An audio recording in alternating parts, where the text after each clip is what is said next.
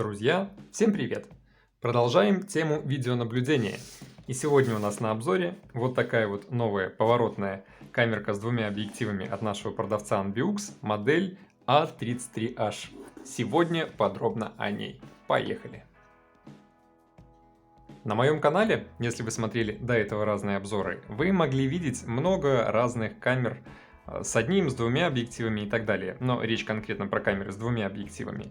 И мимо этой модели я пройти не смог лишь из-за цены. $30 за камеру с двумя объективами, за поворотную Wi-Fi камеру. Повторюсь, $30. Таких бюджетных вещей я еще не видел. Ну вот и посмотрим, на что же она способна. И как обычно, начнем с коробки.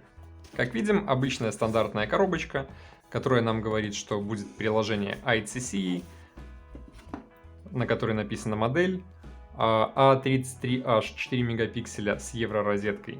Напомню, 4 мегапикселя в таких вот камерах это когда верхние 2 и нижние 2. То есть 2 плюс 2 4.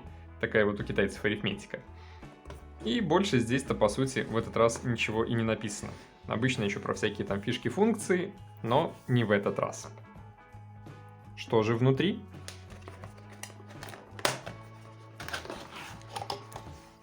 Внутри нас в первую очередь встречает инструкция. Инструкция у нас в этот раз на английском языке, достаточно подробная. Все рассказывается, как подключать и включать. Заглушки на LAN кабель, это хорошо.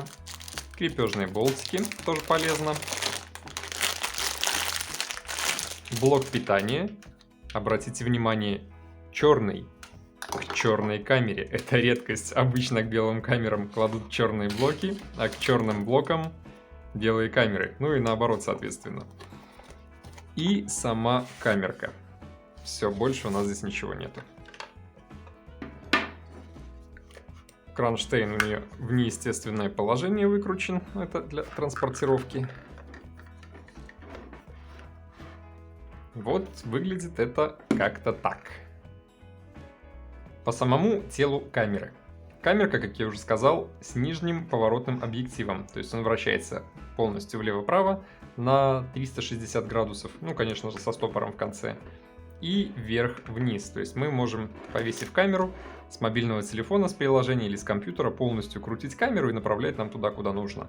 А верхний объектив, он стационарный. То есть мы повесили камеру, куда-нибудь ее там повернули, на стене закрепили, и так она уже будет висеть и смотреть в одну точку. При этом было замечено, что во всех подобных моделях с двумя объективами за функцию тревоги, особенно за функцию Human Shape Detection, обнаружения человека, отвечает конкретно нижний объектив. Он является основным. Верхний на движение, на тревоги не реагирует.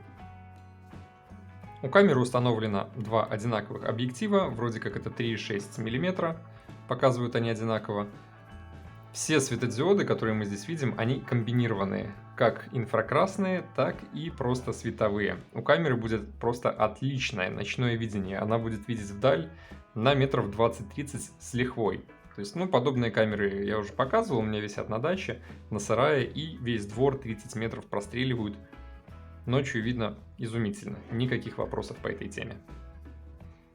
Сама камера подключается по Wi-Fi, как мы видим, две Wi-Fi антенки, но при этом на кабеле есть еще и LAN разъем. То есть, если у вас там, где будет висеть камера, Wi-Fi не добивает, то можно дотянуть до нее LAN кабель. И такое соединение, кстати, будет надежнее. Чем лучше сигнал до камеры, тем меньше глюков и тормозов у вас будет непосредственно уже в удаленном управлении, потому что качество сигнала, как интернет-сигнала, так и Wi-Fi сигнала до самого устройства, от камеры до модема, очень важно. Чем больше, чем быстрее у вас канал, тем меньше фризов и тем лучше будет управление самой камерой.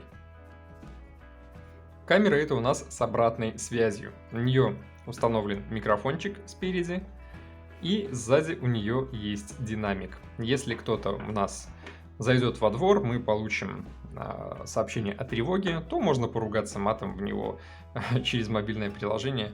Поверьте, человек испугается и убежит. Ну, либо поставить там какую-то сирену, чтобы она заорала, запищала на весь двор. Опять же, кто-то испугается и убежит. При этом она еще и подсветкой будет моргать или светить на человека, который зашел. В общем, ночью в темноте пошугать можно очень даже. Внутри самой камеры устанавливается флешка. Флешка ставится вот здесь вот сверху поворотного объектива под резиновой заглушечкой. Флешки поддерживаются до 128 гигов, но я бы больше 64 не рекомендовал. Я в одной из своих камер на 128 гигов флешку поставил, и она начала подвисать. Может быть, и флешка была плохая, я толком не могу сказать. Но во всех моих камерах, которые висят у меня за городом на даче, у меня их 6 штук на данный момент функционирует, я везде ставлю флешки на 32 и на 64 гига, и горе не знаю, все нормально работает. Здесь же расположена и физическая кнопочка сброса. При помощи этой кнопки мы, удерживая 10 секунд, ее камеру всю целиком сбрасываем до заводских настроек, либо переводим в режим AP мод. Это когда камера сама вещает свой Wi-Fi, при этом без удаленного управления, конечно же. И вы можете в моменте к ней подключиться, настроить, и дальше она будет писать только на флешку. Питание данной камеры производится у нас по вот этому штекеру, по кабелю, от блока питания. Блок питания у нас 12 вольт, 2 ампер-часа. Ну, грубо говоря, вот так это все подключили, в розетку воткнули, и все работает. Конечно же, либо рядом розеточка, либо сделайте, опять же, как устанавливал данную камерку я. Вот по этой ссылочке будет видео. Там подробно рассказывается, как я у себя на даче вешал такие камеры. Я этот провод просто удлинял. Можно либо здесь отрезать и удлинить его на метров 20. В принципе, работает. Либо, опять же, купить переходничок там, на 2 штекера, мама-папа. И просто уже разрезать и удлинить переходничок. Схема рабочая. В принципе, советую. Ну, по телу камеры все. Больше здесь толком ничего такого интересного не расскажешь. Дальше мы посмотрим, конечно же, на программное обеспечение. Подключим данную камеру к телефону, посмотрим, что она нам показывает в приложении iTC родном. И подключим данную камеру к компьютеру, программке VMS. И посмотрим, есть ли в ней мои любимые скрытые фишки, скрытые настройки, которых нет в мобильном приложении. А именно подключение к FTP серверу. Она может сбрасывать фото и видео, обрывки по тревоге на FTP сервер. Ну, посмотрим, может или нет. Может и не может. И отправка на электронную почту фотографий по тревоге. Эти две функции я считаю в принципе жизненно необходимыми для таких камер. Потому что если ее вор просто придет, оторвет и унесет, то унесет он ее, конечно, вместе с флешкой, если у вас не подключено платное облако. Вы просто потом не найдете информацию, кто лазил и кто ее спер. А на электронной почте или на FTP сервере это, конечно же, все останется. Ну, либо покупайте облако. Подробно о том, как подключать такие устройства к родному приложению iTC, я рассказывал вот в этом видео. Очень просто, очень полезно во всех режимах. Кому понадобится, а я думаю, если вы смотрите обзор на эту камеру, то будет очень полезно. Переходите, смотрите, учитесь, подключайтесь. Ну а мы подключаем и смотрим дальше. Итак, друзья, ставим родное приложение iTC, качаем его с Play Market или Web Store, заходим, подключаем в него камеру и начинаем смотреть, что же здесь происходит. Как видим, верхний и нижний объектив разделены, то есть у нас отдельно верхний, отдельно нижний. Крутить мы можем только нижний, там, влево-вправо, вверх-вниз. Напомню, что у нас верхний объектив, он изначально стационарный, то есть он не двигается, его куда направили, туда направили. Нижний же у нас поворотный, можем двигать его как захотим. Либо движением пальцем по экрану, либо выбираем пункт меню PTZ, и здесь уже джойстиком крутим как нам угодно. По самому приложению все достаточно стандартно, как и в других моделях. В верхней черной строке мы видим микрофон, это мы зажимаем кнопку «Говорить», и у нас идет обратная связь прямо из камеры, мы говорим из динамика. Нажав вот этот вот динамик, мы будем слышать то, что у нас происходит непосредственно в помещении. Можем снять небольшой отрывок видео прямо онлайн и отправить его куда-нибудь там в социальные сети или по вайберу кому-нибудь. Также сделать скриншот и переключиться между SD и Ultra HD качеством. Ultra HD в данном случае это 4 мегапикселя, то есть 2 по 2. Также в основном меню мы сможем увидеть управление в облаке, хранение в облаке. Напомню, облачное хранилище у нас платное. Настройки звуковой и световой сигнализации. Советую ставить двойной. Это у нас именно меню подсветки. Она может быть как цветной, то есть обычными будет светить световыми диодами. Инфракрасное видение, то есть только инфракрасными, и двойной. Она в темноте будет светить инфракрасными диодами, а при тревоге будет еще и обычные световые включать, пугать воров. ПТЗ — это у нас управлять поворотной камерой. Режим отслеживания движения. Если мы в него зайдем, включим его, то камера будет крутиться нижним поворотным объективом за объектами, которые будут проходить в кадре. То есть, допустим, человек проходит, и камерка будет за ним поворачиваться, следить. Потом возвращаться в первоначальное положение. При этом, кстати, режим Human Shape Detection, если мне не изменяет память, не работает. Также можно настраивать круиз-контроль, смотреть альбом на SD карточке, и в настройках обратный ход ПТЗ, если вы там как-то на бок или там вверх ногами повесили камеру, то настраиваете, чтобы у вас было правильное, а не зеркальное отображение видео. Все это настройки во вкладке «Реальное время». А если мы зайдем во вкладку «Воспроизведение», то мы здесь увидим наш архив того, что было снято по тревоге, либо на постоянной основе. А еще есть вкладка «Сообщения». И там показываются стартовые кадры при обнаружении людей. Если кто-то попал в камерку, сработала тревога, то здесь будет фото, стартовый кадр. Дальше перейдем в настройки. Нажав сверху звездочку, мы переходим в меню настроек. В меню базовые настройки у нас идет название камеры, сигнал оповещения, то есть будет звук работать или не будет, его громкость, скорость поворота и язык, на котором камера будет говорить, когда она включается, либо вы ее подключаете и так далее. Раньше был только английский, китайский. Сейчас, как видите, уже достаточно много языков добавили. Это так, кому надо побаловаться. Английского хватает выше крыши. Есть такая функция, как привязка камеры. Объясню, в чем суть. Вы, когда смотрите на верхний объектив, нажав пальцами куда-нибудь, туда же повернется и нижний объектив. Но, на мой взгляд, это не совсем удобно, оно только мешает управлению основного объектива. В управлении хранением мы увидим наш объем внутренней памяти флешки, которая стоит. Можем поставить цикличную запись, то есть старые видео будут удаляться, новые записываться поверх них. Либо остановить запись. Это когда полностью заполнится флешка, то запись остановится.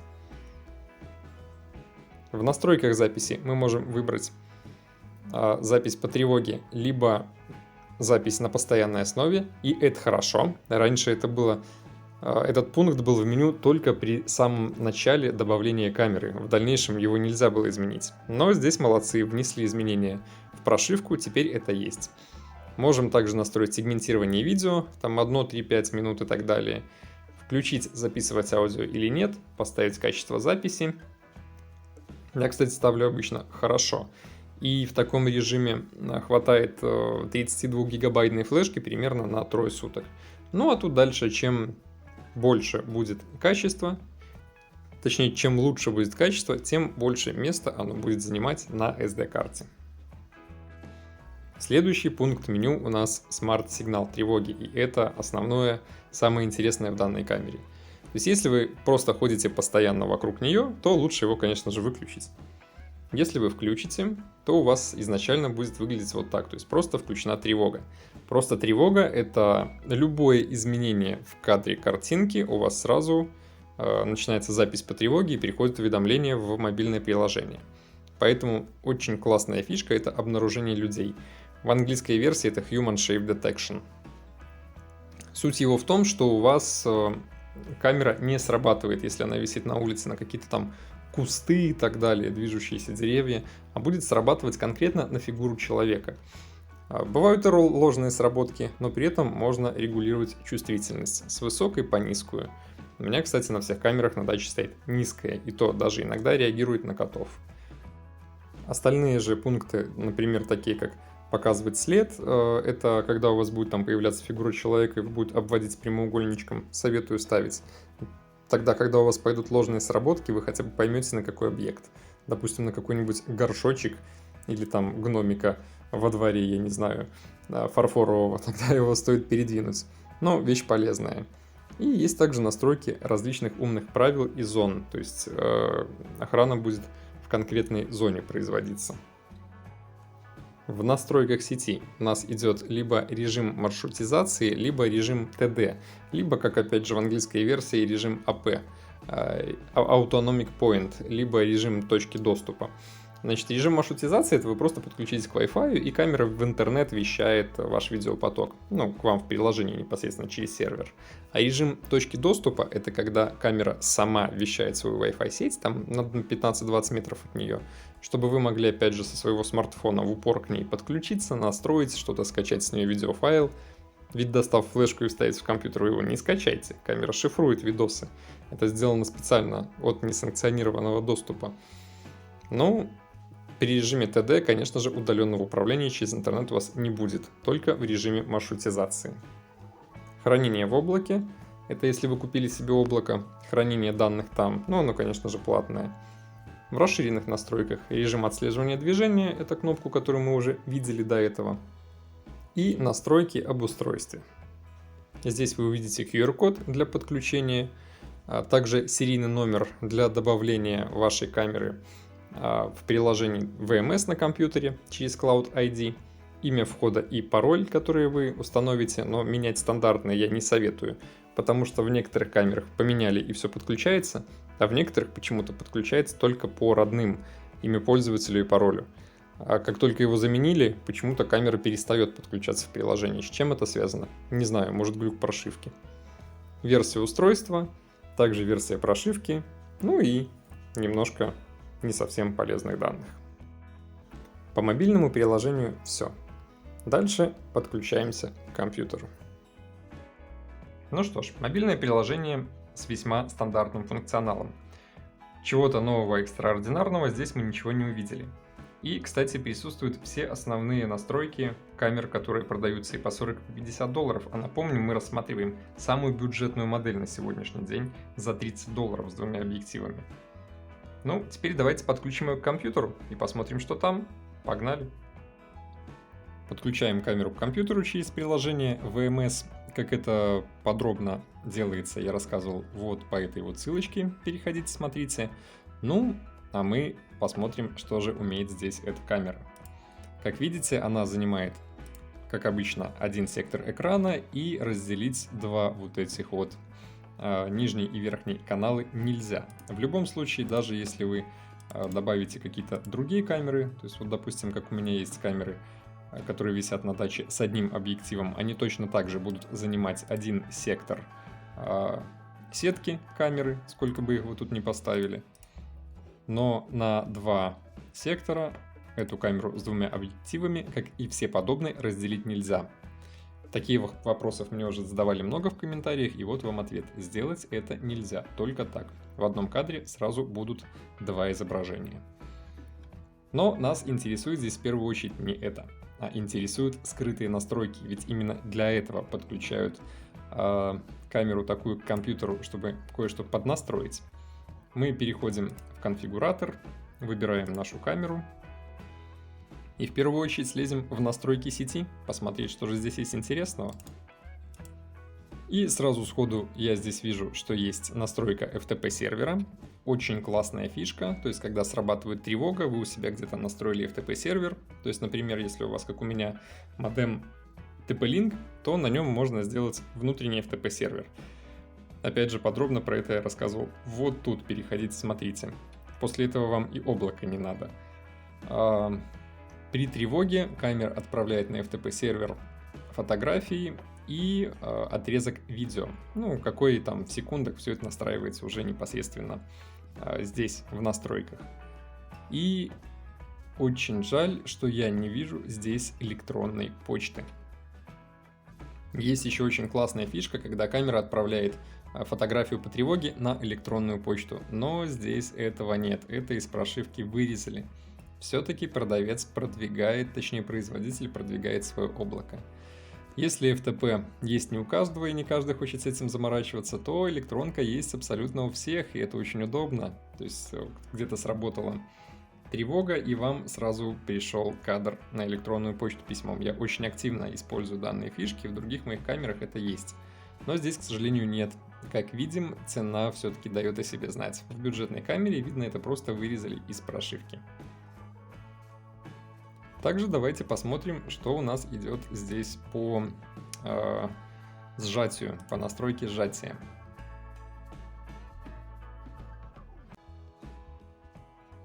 Как видим, что интересно, у нас показывается 6 мегапикселей, а не 4, то есть, возможно, даже камера 3 плюс 3 мегапикселя, но больше не меньше. Кодек сжатия у нас H265, качество я поставил хорошее, и по стандарту стоит 12 кадров в секунду, но цифру можно увеличить до 25, соответственно, видео будет весить в 2 раза больше. Надо вам это или нет, и решайте сами, все это гибко настраивается, как HD поток, так и обычный доп. Поток, который SD. И тут, и там есть гибкие настройки до 25 кадров в секунду.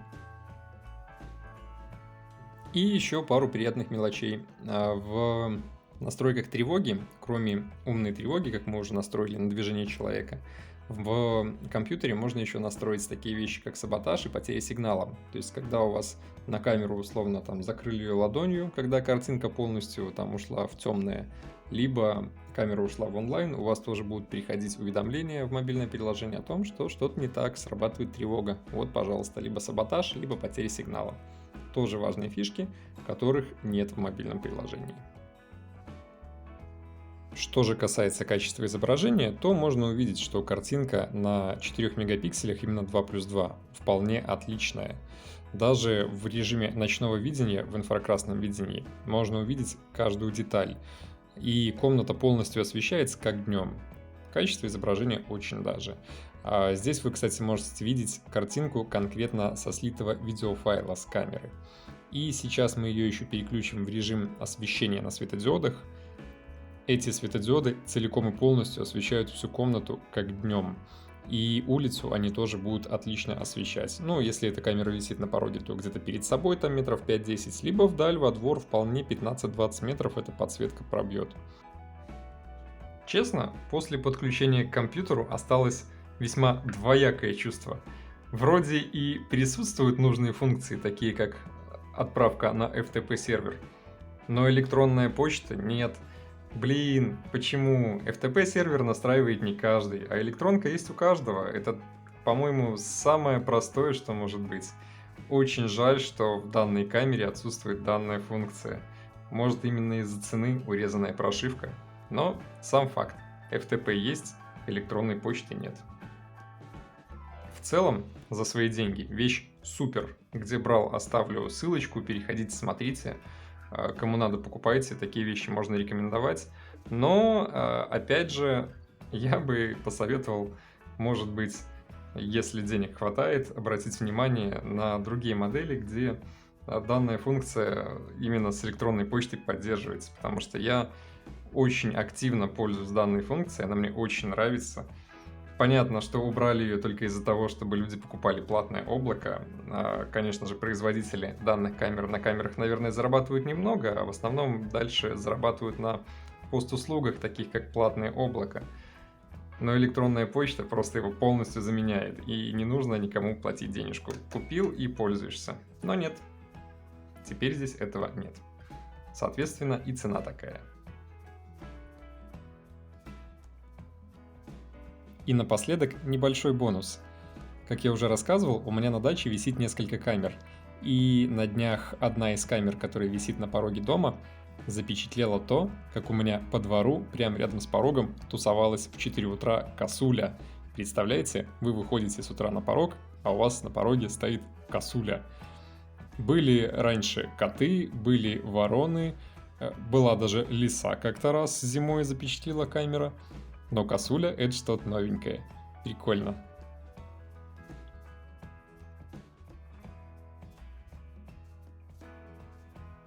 Ну а так, вещица хорошая. Кому было полезно, ставьте лайк, подписывайтесь на канал, заглядывайте в описание. Ну, а мы ждем следующие новые игрушки для обзора. Будем продолжать. Всем пока!